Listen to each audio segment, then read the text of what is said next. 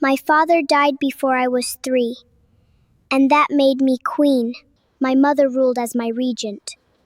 But my uncle refused to accept a little girl as queen, and Spain was dragged into civil war it was ill prepared for. The war raged for 6 years before we finally won a great victory. My uncle fled Spain, and my crown was safe, for now.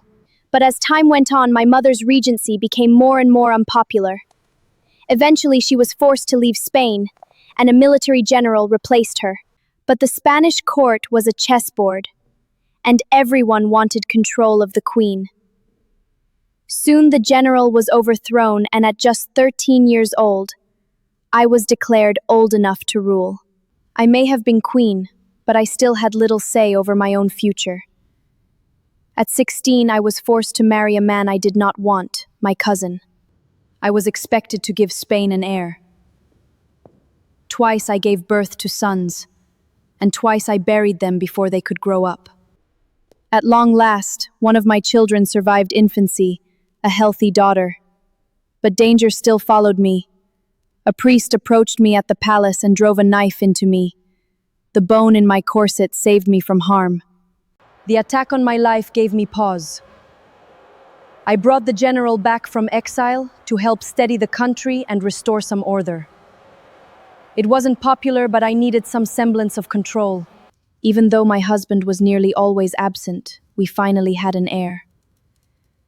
But by then, my private life had become a public scandal, and rumors swirled over who had really fathered him. My reign was beginning to crack.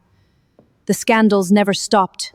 Governments kept collapsing, and anger against me was spreading across Spain.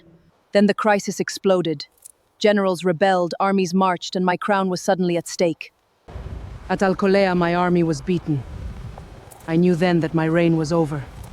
I left Spain by train, crossing into France with my crown gone and my homeland behind me. From my rooms in Paris, I formally abdicated and passed my claim to the Spanish throne to my son. But Spain itself would not accept him as king. Eventually, the revolution collapsed, and the monarchy was restored. My son was welcomed back as king. For a short time, I returned to Madrid to be with him. I returned to Paris, but after just 9 years, my son passed. His unborn child became heir to the throne. I would never return to Spain. I died at 73. I had become Queen of Spain at just 2 years old, utterly unprepared for the crown. My reign was plagued by scandal, rebellion, and powerful generals who used me for their own ends.